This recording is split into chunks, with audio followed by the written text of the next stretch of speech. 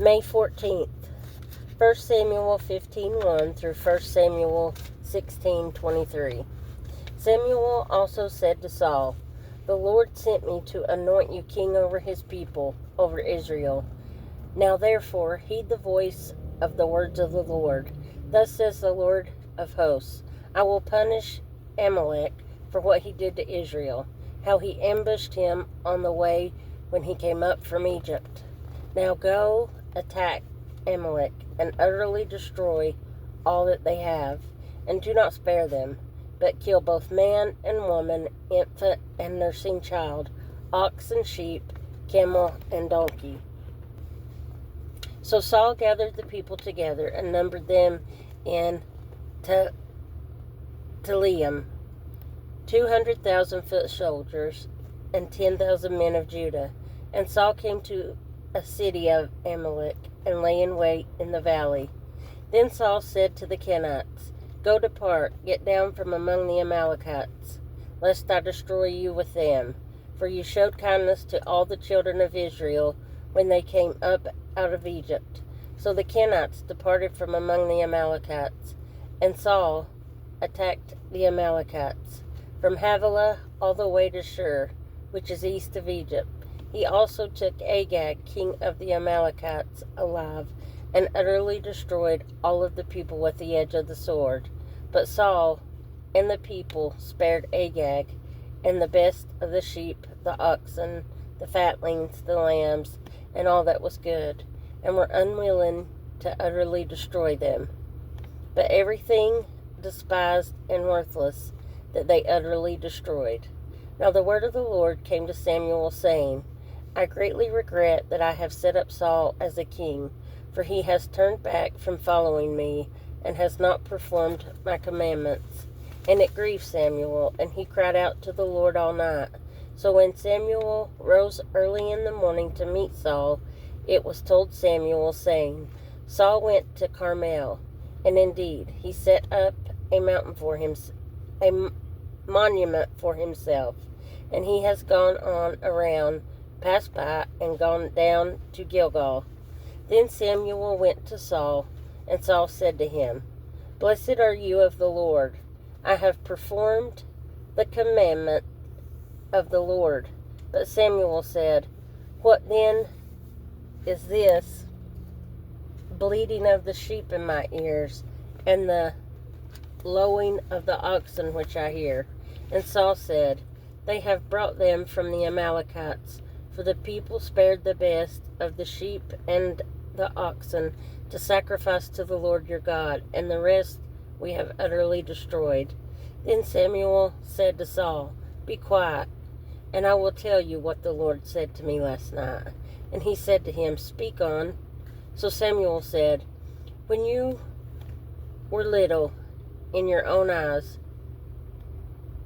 were you not head of the tribes of Israel? And did not the Lord anoint you king over Israel? Now the Lord sent you on a mission and said, 'Go and utterly destroy the sinners, the Amalekites, and fight against them until they are consumed.' Why then did you not obey the voice of the Lord? Why did you swoop down on the spoil and do evil in the sight of the Lord?" And Saul said to Samuel, "But I have obeyed the voice of the Lord, and gone on the mission on which the Lord sent me, and brought back Agag, king of Amalek. I have utterly destroyed the Amalekites, but the people took of the plunder sheep and oxen, the best of the things which should have been utterly destroyed, to sacrifice to the Lord your God in Gilgal." So Samuel said, "Has the Lord as great delight in burnt offerings and sacrifices as in obeying the voice of the Lord? Behold, to obey is better than sacrifice, and to heed than the fat of rams. For rebellion is as the sin of witchcraft, and stubbornness is as iniquity and idolatry. Because you have rejected the word of the Lord, he also rejected you from being king." Then Saul said to Samuel, I have sinned, for I have transgressed the commandment of the Lord and your words, because I feared the people and obeyed their voice. Now therefore, please pardon my sin and return with me, that I may worship the Lord." But Samuel said to Saul, "I will not return with you, for you have rejected the word of the Lord, and the Lord has rejected you from being king over Israel." And as Samuel turned around to go away, Saul seized the edge of his robe and tore it. So Samuel said to him, "The Lord has torn the kingdom of Israel from you today, and has given it to a neighbor of yours, who is better than you. And also the strength of Israel will not lie nor relent, for he is not a man that he should relent." Then he said, "I have sinned, yet honor me now, please, before the elders of my people and before Israel, and return with me, that I may worship the Lord your God." So Samuel turned back after Saul, and Saul worshipped the Lord. Then Samuel said, "Bring Agag, king of the Amalekites, here to me." So Agag came to him cautiously, and Agag said, "Surely the bitterness of death is past." But Samuel said, "As your sword has made women childless, so shall your mother be childless among women." And Samuel hacked Agag in pieces before the Lord in Gilgal. Then Samuel went to Ramah, and Saul went up to his house in Gibeah of Saul. And Samuel went no more to see Saul until the day of his death. Nevertheless, Samuel mourned for Saul, and the Lord regretted that he had made Saul king over Israel. Now the Lord said to Samuel, "How long will you mourn for Saul, seeing I have rejected him from reigning over Israel? Fill your horn with oil and go. I am sending you to Jesse the Bethlehemite, for I have provided myself a king among his sons." And Samuel said, "How can I go? If Saul hears it, he will kill me." But the Lord said, "Take a heifer with you and say, 'I have come to sacrifice to the Lord.' Then invite Jesse to the sacrifice, and I will show you what you shall do. You shall anoint for me the one I name you." So Samuel did what the Lord said, and went to Bethlehem. And the elders of the town trembled at his coming, and said, "Do you come peaceably?" And he said, "Peaceably. I have come to sacrifice to the Lord. Sanctify yourselves, and come with me to the sacrifice." Then he consecrated Jesse and his sons, and invited them to the sacrifice. So it was, when they came, that he looked at Eliab and said, "Surely the Lord's anointed is before him." But the Lord said to Samuel, "Do not look at his appearance or at his physical stature, because I have refused him. For the Lord does not see as man sees. For man looks at the outward appearance, but the Lord looks at the heart." So Jesse called Abinadab and made him pass before Samuel. And he said, "Neither has the Lord chosen this one." Then Jesse made Shammah pass by, and he said, "Neither has the Lord chosen this one." Thus Jesse made 7 of his sons pass before Samuel. And Samuel said to Jesse, "The Lord has not chosen these." And Samuel said to Jesse, "Are all the young men here?" Then he said, "There remains yet the youngest, and there he is, keeping the sheep." And Samuel said to Jesse, "Send and bring him, for we will not sit down till he comes here." So he sent and brought him in. Now he was ruddy, with bright eyes, and good-looking. And the Lord said, "Arise, anoint him, for this is the one." Then Samuel took the horn of oil and anointed him in the midst of his brothers. And the Spirit of the Lord came upon David from that day forward. So Samuel arose and went to Ramah. But the Spirit of the Lord departed from Saul, and a distressing spirit from the Lord troubled him. And Saul's servant said to him, "Surely a distressing spirit from God is troubling you.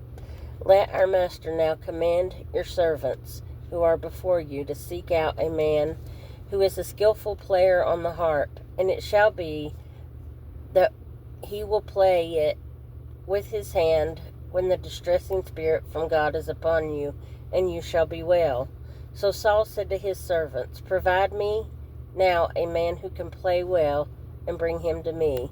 Then one of the servants answered and said, Look, I have seen the son of Jesse, the Bethlehemite, who is skillful in playing, a mighty man of valor, a man of war, prudent in speech, and a handsome person, and the Lord is with him.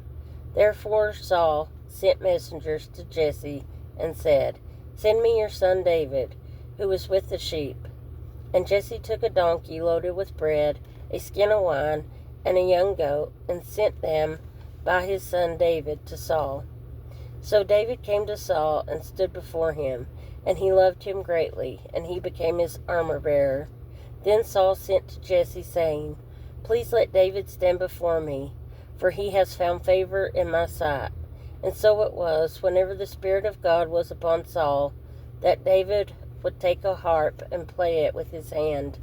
Then Saul would become refreshed and well, and the distressing spirit would depart from him. John 8, 1-20. But Jesus went to the Mount of Olives. Now early in the morning he came again into the temple, and all the people came to him, and he sat down and taught them.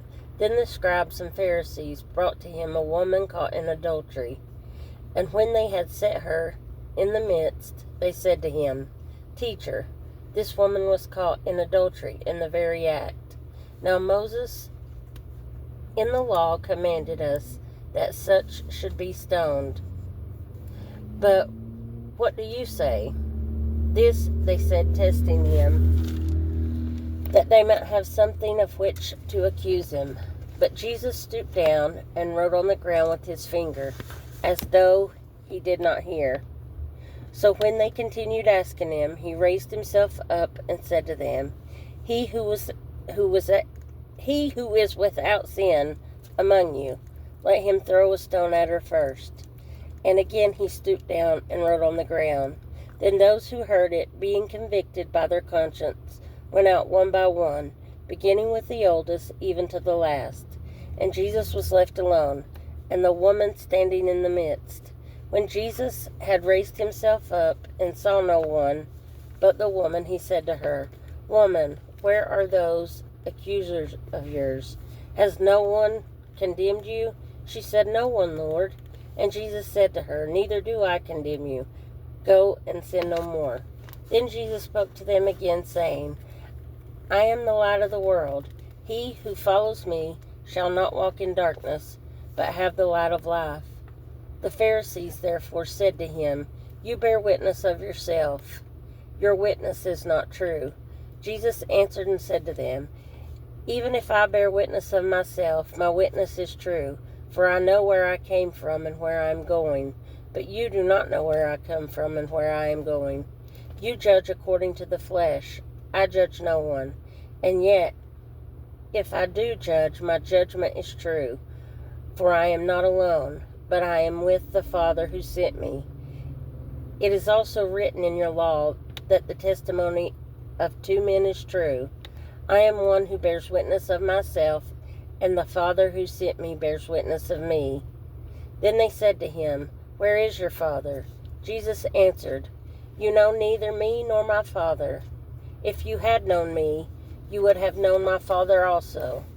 These words Jesus spoke in the treasury, as he taught in the temple, and no one laid hands on him, for his hour had not yet come. Psalm 110, 1-7. The Lord said to my Lord, Sit at my right hand, till I make your enemies your footstool. The Lord shall send the rod of your strength out of Zion.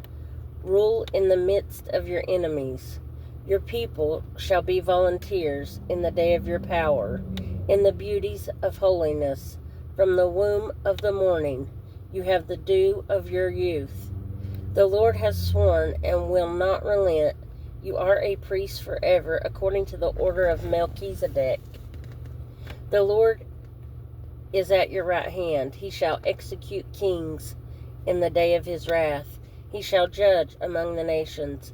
He shall fill the places with dead bodies. He shall execute the heads of many countries. He shall drink of the brook by the wayside. Therefore he shall lift up the head. Proverbs 15:8-10. The sacrifice of the wicked is an abomination to the Lord, but the prayer of the upright is his delight. The way of the wicked is an abomination to the Lord, but he loves him who follows righteousness. Harsh discipline is for him who forsakes the way, and he who hates correction will die.